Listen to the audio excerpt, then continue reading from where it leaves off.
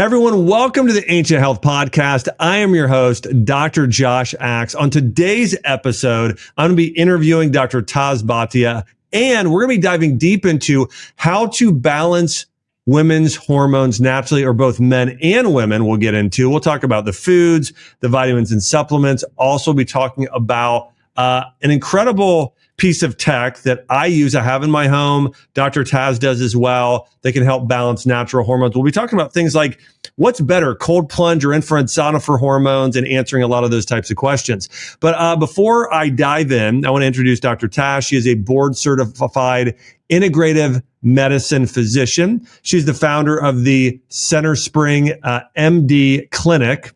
And also she combines, this is one of the things I love about interviewing her, is that she combines Eastern medicine with Western medicine to help people get the best results possible. So we're going to talk about all things balancing hormones naturally. Dr. Taz, welcome to the show. Oh my gosh, it's good to see you, Josh. I know we've talked before and we always have such great conversations. And I know we're both so aligned when it comes to this sort of East-West approach to taking care of the body. Yeah, absolutely. You know, one of the first things I want to dive into is that there is a difference between men and women and their hormones. And I'd love for you to talk a little bit about what you really pay attention to when you're looking at when men come into your practice, you're working on balancing their hormones. What do you look at with men? What are those key numbers and things that you're looking at there? And then what is it for women when you look at, and what's really the difference between sort of the, men and women in caring for hormones? You know, it's so interesting that we're leading the conversation with men, because a part of me is like, do I just flip the book that I wrote for women and put a blue cover on it and we apply it to men? Because I do feel like there's this open space where men are not getting the attention around their hormone balance and what hormones really mean for them. And I think we're also, with the new environment and changing genetics and all this other stuff, we're seeing the threat to their hormones much, much earlier than what we saw even a generation or so ago. So, for the men coming through the practice, their hormones are honestly just as important as female hormones. We start out by looking, actually, everyone wants me to say testosterone, but we actually start out by looking at cortisol and understanding the impact of cortisol in their overall HPA axis and sort of the hormone pathway. Because here's what we're finding is that as cortisol sort of ramps up in men, right, and they ignore it more, they don't have a period like we do, or a cyclical nature to their cycle like we do, to really track what's going on with their hormones. What we're starting to understand is that, that high cortisol is crashing testosterone levels and is really bringing those testosterone levels down. So it's important to understand where cortisol is so that we can help men then track what their testosterone is doing. And it's not just about total testosterone, it's also about how it's metabolized. So where's free testosterone? Where's DHT? Where's DHEAS, which is an adrenal hormone? In addition to those two, we also want to look at the thyroid and we want to look at insulin. And I feel like those are like sort of four corners of a square, so to speak, that we need to be thinking about when it comes to women's health. So testosterone, cortisol, insulin, and thyroid, and then understanding kind of what the interconnectedness of all of that is. Yeah, it's so good. So talk to me about women's health a little bit. Let me share that what I used to see in practice constantly when I was in full time. I felt like the majority of men that came in, again, the issue was low testosterone. And again, it was low energy, fatigue, lack of motivation, right? All of those things.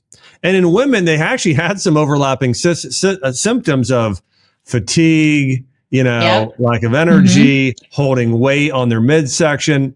But theirs tended to be more of a thyroid issue in terms of what their blood would show. I mean, do you see something similar? And what are some of those root hormones that you really look at? Like, hey, this is the sort of domino that starts to crash all the other hormones when you look at women. So I think it's almost a similar conversation, right? Like we start with women looking at cortisol again, because I think that spike in cortisol, in fact, I just was lecturing this past weekend to doctors talking about hypothalamic inflammation, which is an area of the brain that is very much responsible for how we sense our environment. And we're seeing a lot of the dysfunction in hormones really beginning there, right? And that's a cortisol story. That's an adrenaline story. So that's universal for both men and women. I think the more that cortisol is overactivated, the faster you're going to see the decline in sort of the end organ hormones like estrogen, progesterone, testosterone, all of those. So I think that's a unifier amongst men and women. Now, the challenge with women is that we have this cyclical hormone cycle, right? We have fluctuating levels of estrogen. We have fluctuating levels of progesterone. And so when we take cortisol and we take the cyclical, changing estrogen and progesterone, someone's going to pay. And in that sort of map of who's going to pay, oftentimes it's the thyroid.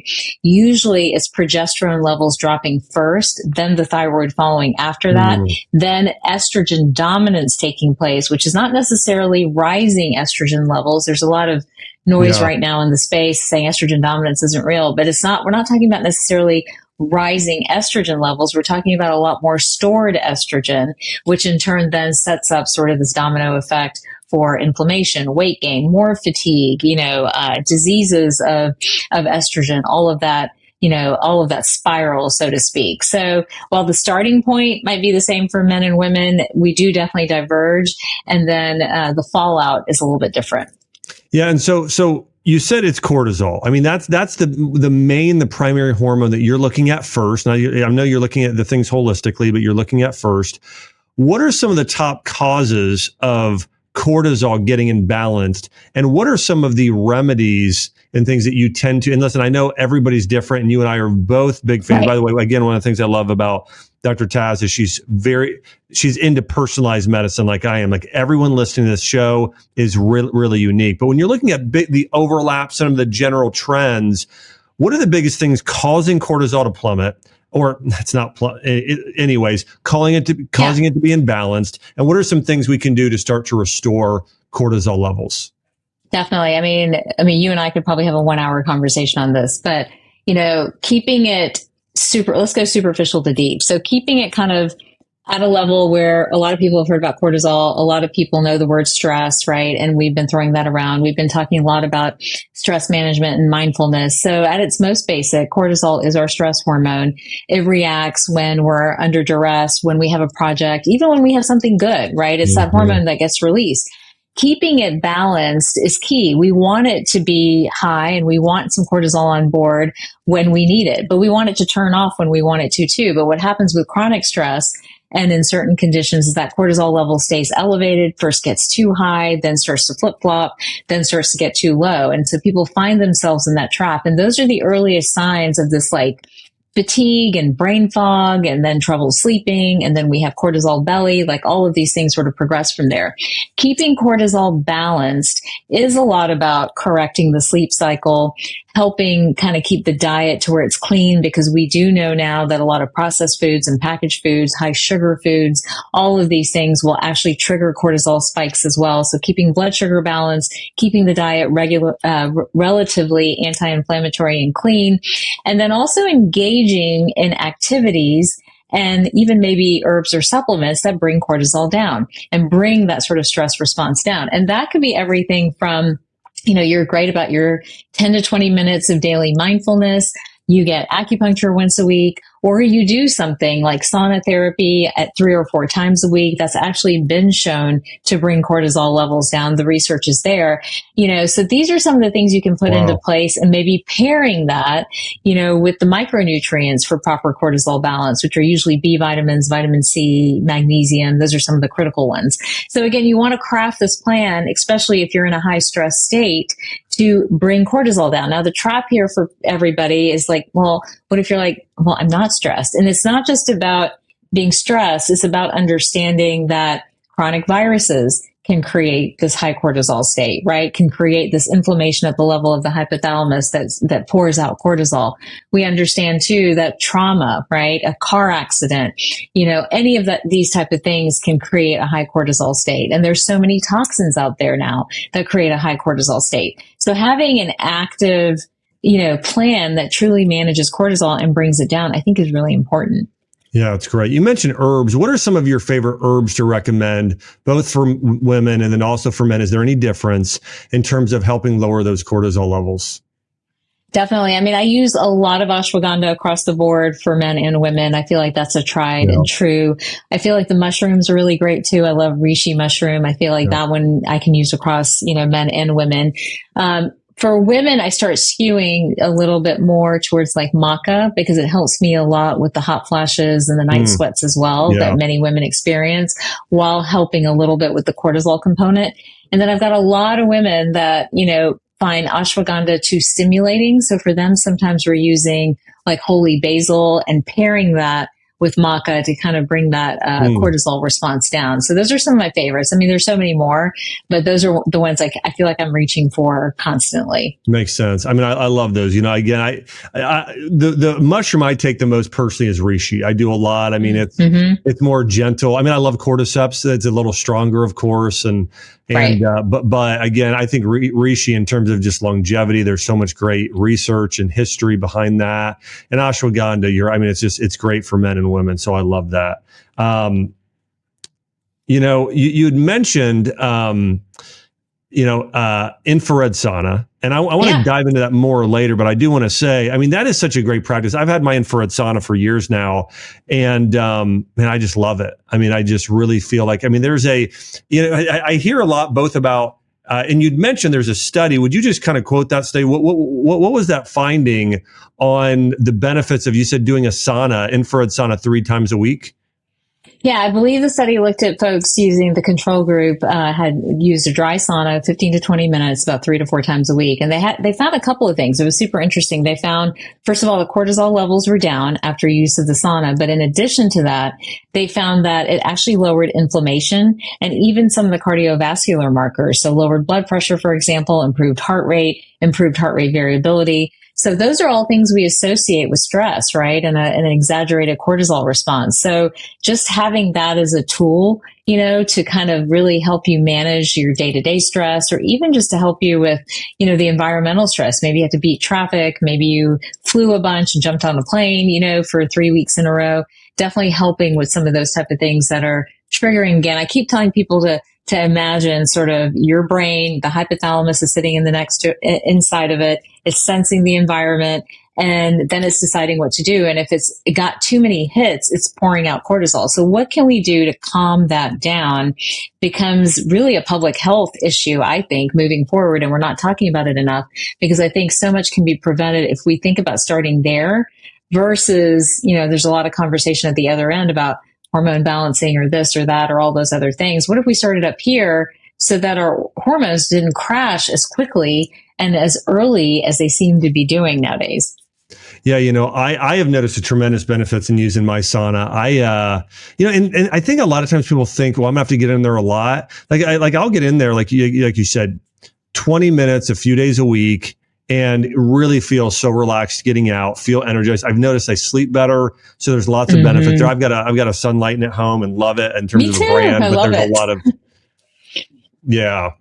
so great. You were talking about this. I want to talk more about infrared a little bit in the sauna. And so for everybody here, if you've never been in infrared sauna, it is an incredible healing experience. I mean, the whole family, Chelsea post-pregnancy started getting in, and to kind of help her blood flow and recovery after giving birth, which was amazing.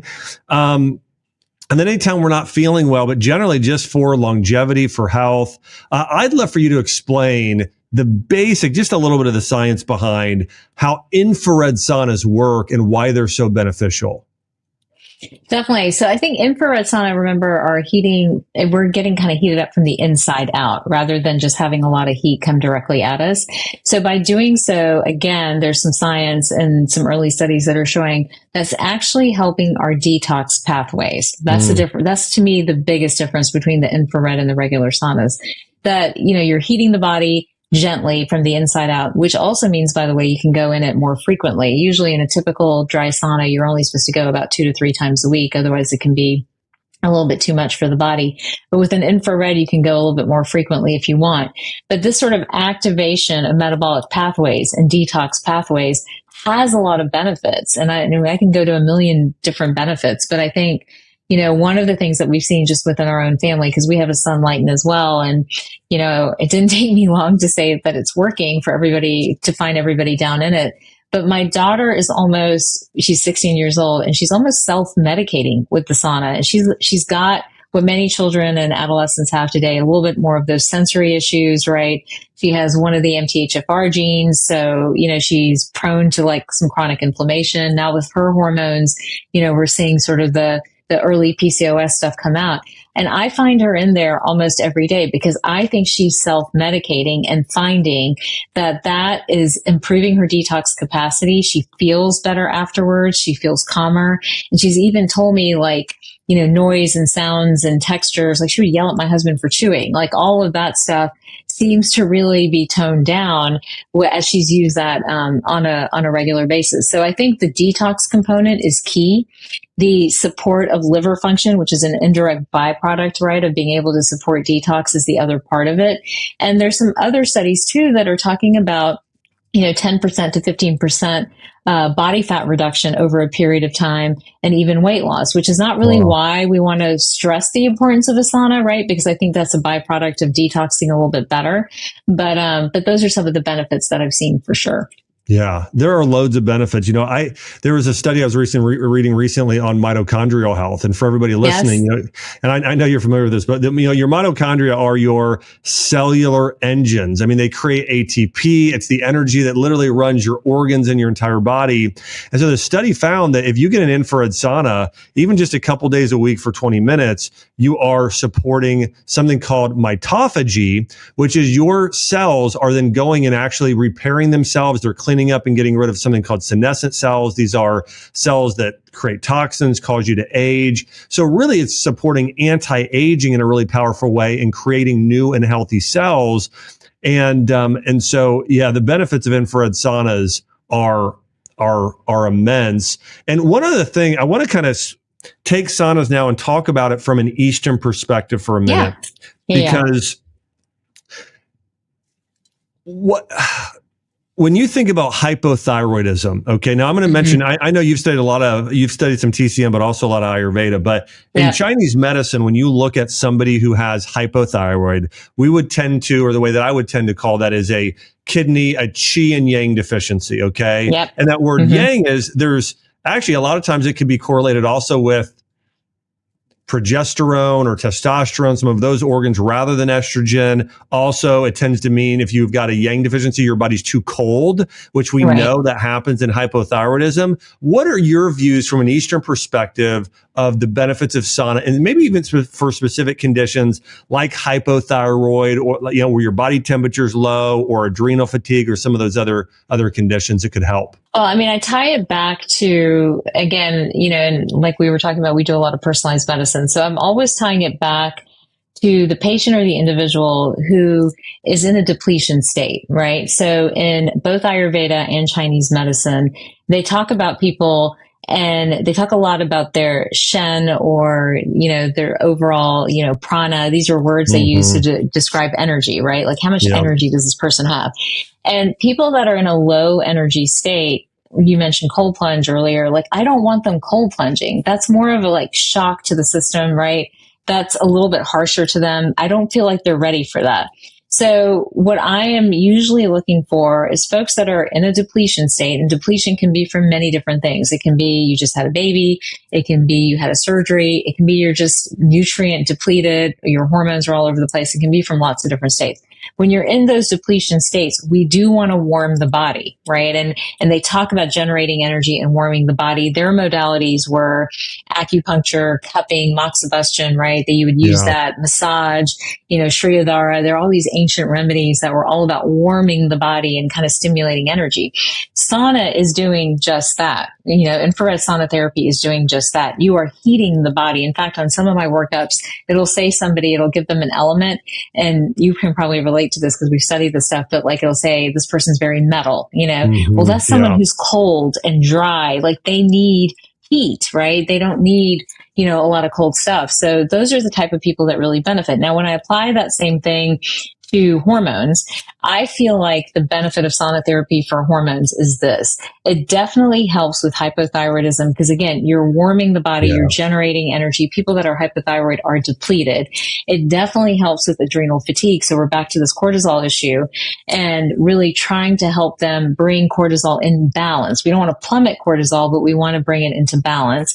So, and a fun way to track that, by the way, I don't know if you've done this before, since I've been wearing this, Aura ring for a period of time. Something fun to track is like, what's my HRV pre-sauna and what's my HRV post-sauna? Because remember, your heart rate variability is a reflection of kind of what your cortisol levels are doing, and you'll find that they will often improve. And then I think the other hormone pattern where I encourage folks to get into the sauna are those with estrogen dominance. Because oftentimes when you have a lot of stored estrogen, you have this boggy, we called it liver stasis, right? In Chinese medicine, you have this boggy, heavy liver is the way they would imagine it. We apply it to science. We know those pathways are blocked. And by going in the sauna, we're again stimulating some of that activity to take place. We're helping with metabolism of estrogen indirectly, which then in turn helps blood sugar to come down, insulin to come down, and then that's the metabolic benefit. So again, there are clear hormone patterns where I feel like either because you're depleted, that sauna is helpful, or because you're congested, where sauna is helpful if we're going to kind of apply the Eastern mindset to this. That's so good. This is why I love talking to you. It's so good. And so, as we're talking about, just to add just a couple of thoughts, as we're talking about TCM, Chinese medicine really believed, and this is true. I mean, we have to get more blood flow to an area. In order to do that, you need to bring heat to an area. I mean, really cool is going to kind of freeze things and things will move less, and heat will help generate more movement in an area. And because people move less today, and just for everybody thinking about this, okay, if somebody moves a lot or too much for their body in a way, I don't want to say it's too much, but in a way it is, they'll take ice baths. Like think about, I remember I used to do triathlons and I was a big fan. I love watching the Tour de France. One of the ways they recover is by doing ice baths. And so if you're moving a tremendous amount, let's say you're in a CrossFit competition doing it all day, or you're you run a marathon, or you are doing a triathlon, doing some ice and cold plunging, when your body generates that much heat, it's a great thing. And that's why there are great benefits of cold plunge. But also for most people, we're not moving enough. Right. I mean, really, we should be moving constantly all day. I mean, up until 100 years ago, most people were in agriculture and farming and walking and moving all day long, lifting heavy things. I mean, literally getting a hardcore workout every day. And this is where if you're unable to do that, especially, and you're not getting a workout that day, well, get in a sauna, because now you're getting movement, you're getting blood flow, you're bringing that energy to that area. And so I think that's an important thing to remember. Part of this is due to modern day sitting a lot. This is a way to help remedy and support your body in healing due to our modern lifestyle. Very much. And I think, I told you about my daughter, but I think for me, I'm really good, our lifestyle, I mean, you're probably the same way. We're sitting a lot, writing, speaking, interviewing, seeing patients. There's a lot of this, right? So I'm really good. I'm a motivated, determined person. I'm great about the morning workout. I get it in. That's not the issue, whatever it is. But then you add on 8 to 10 hours of sitting. And what I've noticed, is that now, like, I almost stand up from that and I'm swollen. Like, my legs are swollen. Yep. Like, I don't know, I think a lot of women more so than men experience that, but I almost just feel super, super swollen. That's another way. Like, if I can't for some reason get out and, go for a quick walk or use our equipment or whatever, I'll jump in the sauna. That's one more way for me to get some blood flow, some movement, some lymphatic flow, even if I can't go and get another form of movement. So it's been a game changer that way for me too, on days where, for whatever reason, I've tried to be better about it over the years, but I'm just sitting and the hours are going away and I don't realize it. Yeah. Jumping back to a previous question I asked you, I just wanted to add this as well. I did an episode recently. I've done actually 2 episodes on the testosterone crisis in men.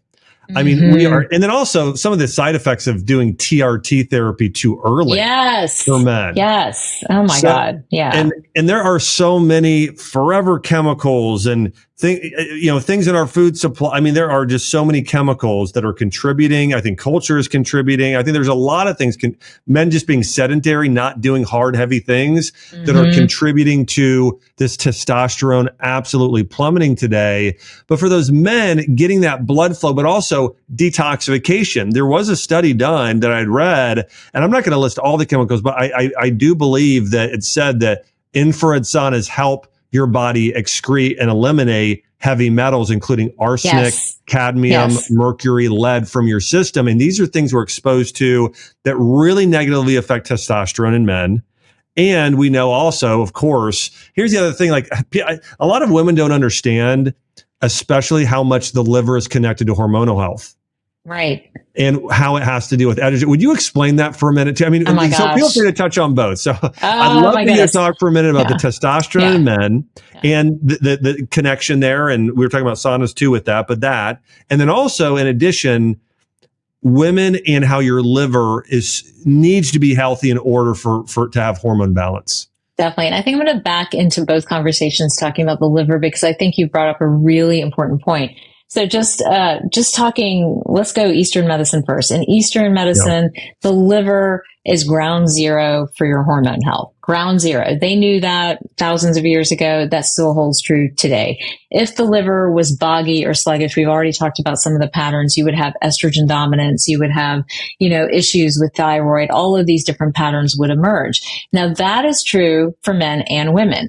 And what we are seeing, which is a little very concerning, I think, is that not only are women experiencing estrogen dominance, men are too. Men have a lot of stored estrone. That storage form of estrogen is produced from the adrenal gland, actually. They're having a lot of estrone in their system, and we're seeing it in our young boys, not just in, men that might have lived a little bit. We're even seeing it in boys. And so you can see it on the street. If you walk the street, you will see the high estrone levels without doing a test. You'll see, sort of what we call man boobs in young boys. You'll see little bellies in younger teenage boys and things like that. You see sort of this body composition shifting and changing. Well, and you see it in the face too. I mean, you see it everywhere. Yeah. You definitely see it. So this is the liver being attacked is kind of a universal issue for both men and women. Now, the reason it's being attacked, and this is where we start to layer, right?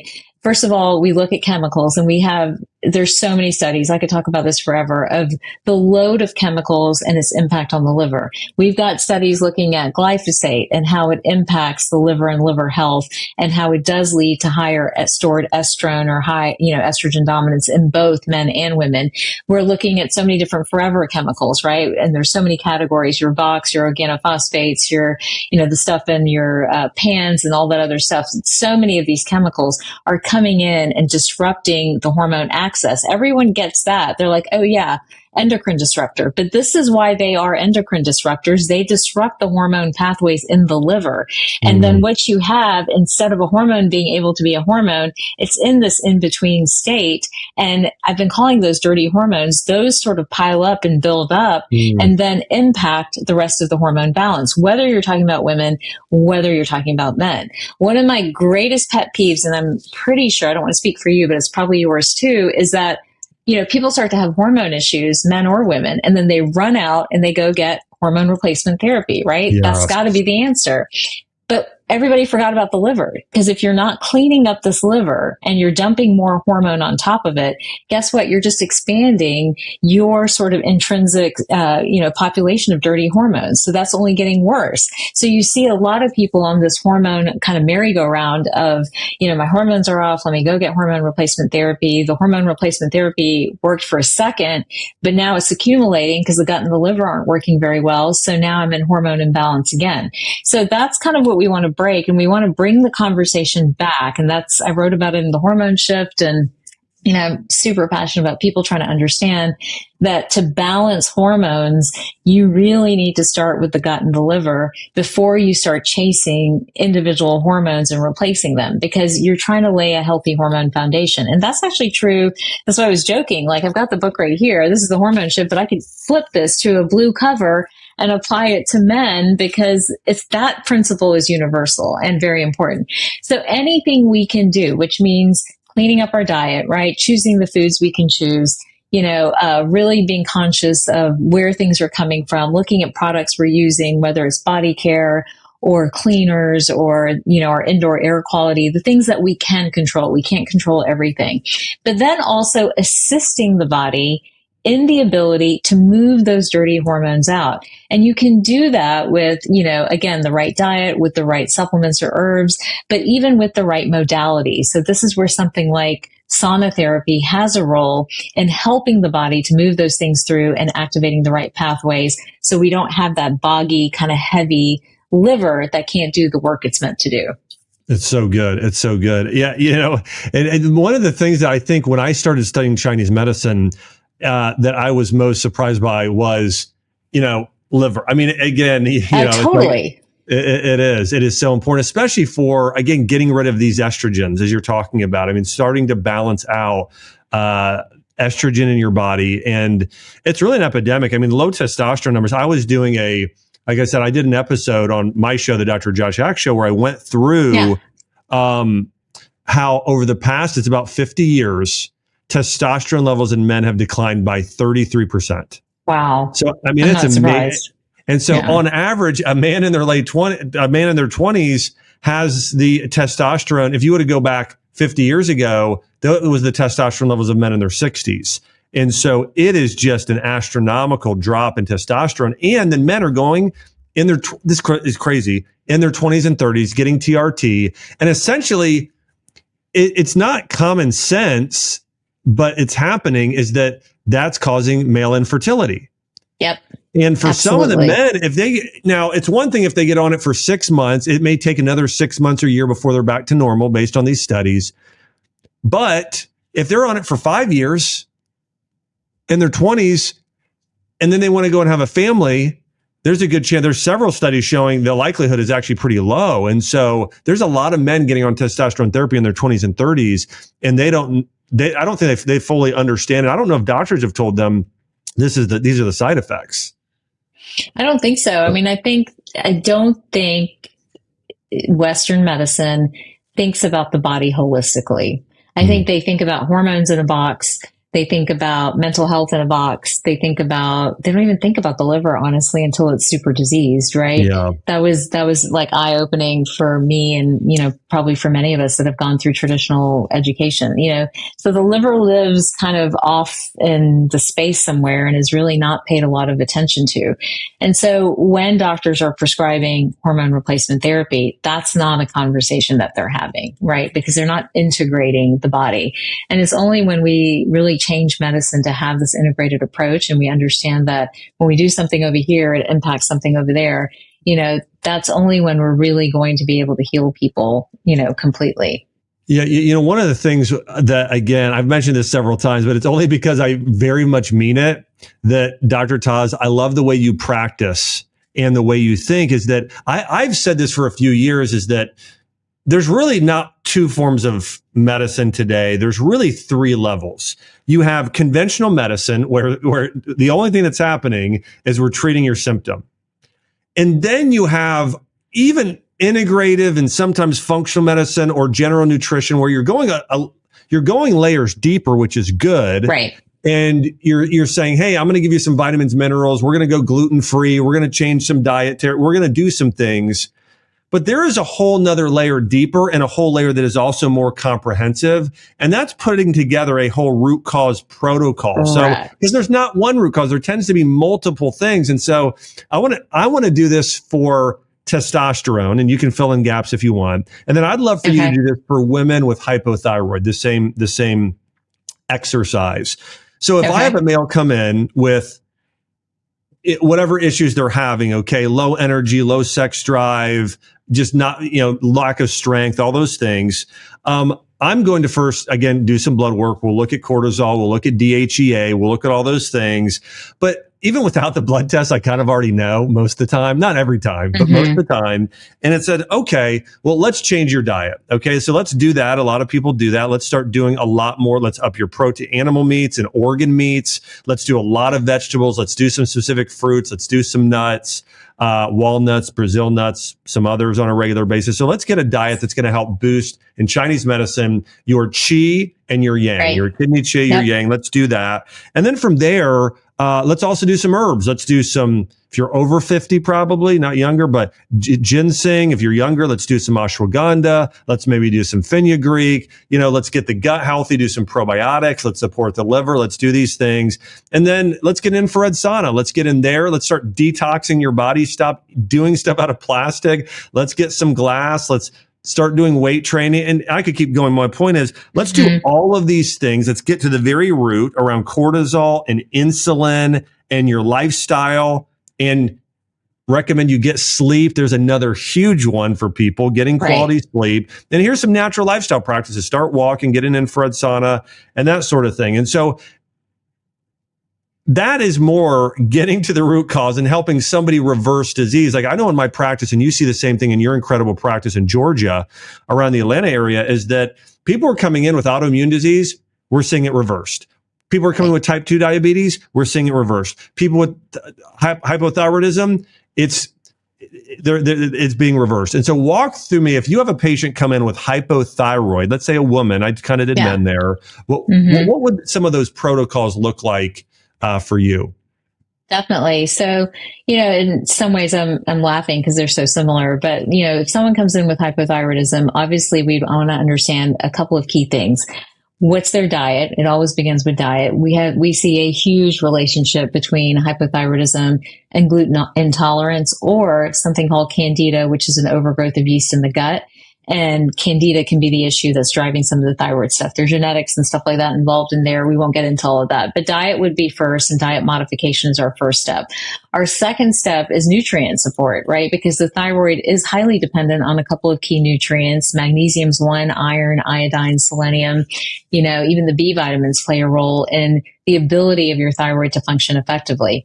So those are probably our two big starting points. Now, side by side, as we're working on those two key issues, we are looking at the other hormones, because as with men, no hormone exists in isolation. So if the thyroid's off, what was going on with cortisol? What was going on with progesterone? In fact, I was just talking to a group of women, and I was explaining to them that oftentimes it's progesterone to be the first hormone that drops in women, but that in turn is so depleting for women that the thyroid is the next guy to go. So, what's going on with everybody else? Do we need to support any of the other hormones? And once we establish sort of that catty corner, then we start asking a harder question.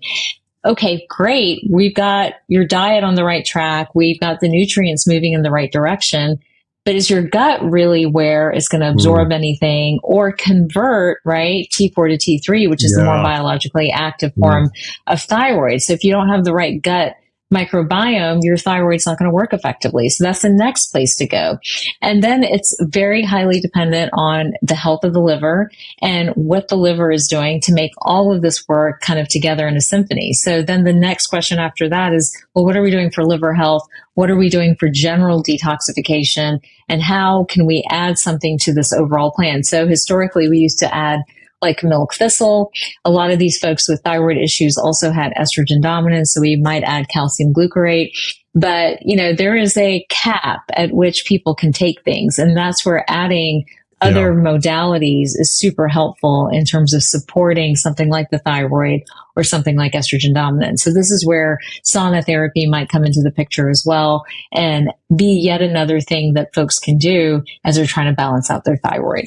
Yeah, it's such a good point, because again, I think that doing things as a full-on protocol, because you can only take so many vitamins and minerals. Right. You can only take so many herbs and diet, but doing all of those things together, they're all going to start to contribute. And thanks for doing that. Another thing I wanted to mention that I know there's some good research on, and I think, of course, a lot of history on, and that is light therapy. So we've talked about infrared, the infrared light. I want to talk about the sun too, and these different forms of light. Talk to me about the importance of using different sort of lights, whether it be the sun or infrared or others, to support hormone balance.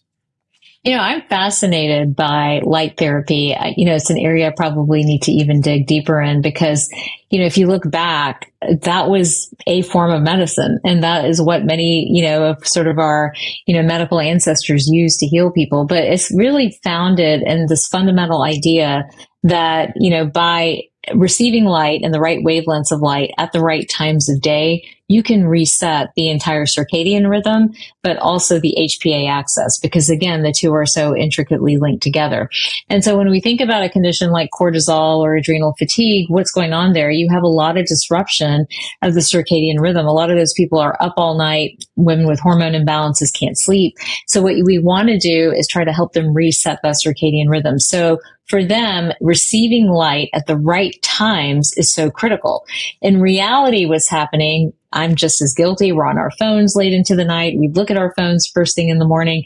That's not the type of light we need, right? So there's a specific wavelength to light that is healing and restorative and stimulating. So we need sunlight first thing in the morning. We need no light as we move towards the latter hours of the evening.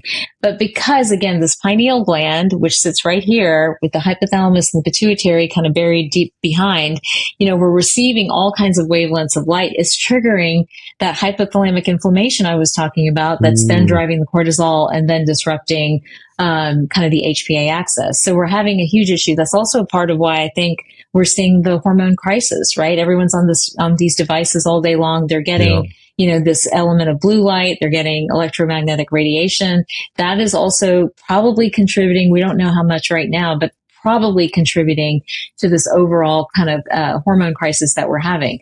But infrared light at the right wavelengths, right? This is light at a particular wavelength. That is going to help to heal the body. It's improving blood flow. It's calming the nervous system down versus light that's super stimulatory or even harsh and a little bit harder on our system.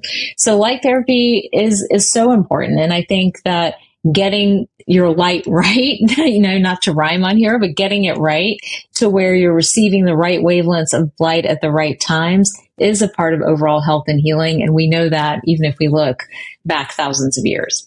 Yeah, that's so good. I know my wife, Chelsea, our sauna that we have at home, she says for her biggest benefit she knows is getting better sleep. She tends to do it around dinner time, get in there a little bit or sometime in morning and just really notices a difference with that. And the recovery from pregnancy has been great. So I definitely know. And there's some great studies on getting outside first thing in the morning, going on a walk. I've noticed myself, the more time I spend outside, the better I sleep. I just, now that I'm older, when I was a kid, I just slept like a rock and never woke, and now that I'm in my 40s, I wake up a little bit more at night. But again, the more that I spend time outside, the more I just sleep well. It's a cortisol. That's why we all crave the beach, right? I think the sun and the water and those nature elements, they just instantly tone everybody down, right? They just instantly bring you down. Yeah. So I think, that just needs to be, we've gotten so far away from that. Like even our kids don't get outside time at school, right? Everything's so like scheduled and all that other stuff. But I do think it's an important part of healing. Have you ever had anyone, patients that you obviously we recommend a lot of things. We recommend a lot of diet, a lot of, supplementation, and lifestyle changes. But have you ever recommended anybody, start spending time in the sauna or infrared light and they came back and just said, wow, this was a game changer for me? Oh my goodness. All the time. In fact, as a part of our treatment plans, for the very reason we know that diet is a little bit of a journey. Supplements can get too heavy if you have too many on there. What are the other modalities? We're always questioning ourselves. What are the other modalities that might be beneficial to the person sitting in front of us? And, folks that do take up that sauna therapy, they feel better. First of all, they feel better. They sleep better. And then for me, the doctor, over a period of time, we actually see some of their numbers improve, right? Whether it's liver enzymes, whether it's hormone balance, we definitely see things improve. So we know, and like I was talking about with my daughter, and I don't think she'd care if I shared, there is that MTHFR gene on my husband's side of the family. And And with that, there's that low grade hum of inflammation, right? So for those folks, when they're able to go and do something that they look forward to and enjoy as a therapy or as a modality, rather than yet another thing that they have to remember, the great thing about sauna therapy is you look forward to it. You can't wait That's to get true. in there because you feel so good coming out of it. When they can be consistent with something like that, the hum of inflammation does go down, and it improves mood. It improves just general energy, definitely improves sleep. So we hear that from our patients all the time. It's a feeling of like, I've been cleansed. I mean, there is, totally. Totally. You feel that coming out. Well, I have one last question for you. Yeah. With people who are wanting to balance their hormones, give me your Taz's top 5. Like, what are 5 things that people should start doing in order to start balancing their hormones? And you can think about it a little bit. It could be, I'm not going to answer it for you. So, but what are Taz's top 5? I mean, my top 5, I think food is still medicine. There's no way to get around that. Yep. So upping your protein, eating at regular intervals, getting a lot of those plant-based foods and getting the junk out, get all the How much protein do you recommend typically for men and for women? So I will look at their body weight, honestly, to make that decision. But I would say it's about I know it's about 1 gram per kilo is sort of the advice out there, or 1 gram per pound, is the advice out there. I feel like that's a lot, and it's hard for some women to digest all of that. So I'm more like 0.6 to 0.8 if you can get somewhere in there. So for most women, for the average women, that's about 70 to 80 grams of protein. For men, it's closer to 100. Yep.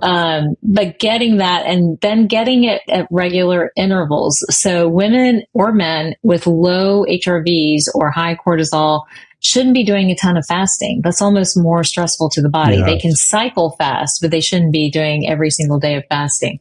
So that's one. I think that getting the key nutrients for hormones, right? Hormones need food just like we do. So they need B vitamins, they need magnesium, they need omega-3 fats. These are sort of the foundational, nutrients, vitamin D, foundational nutrients when it comes to hormone balance. And then the third is cleaning up the liver, so I think really having some sort of liver cleanup, and that could look like an herb. It could look like milk thistle or dandelion tea. It could look like sauna therapy. That's another way to do it for sure.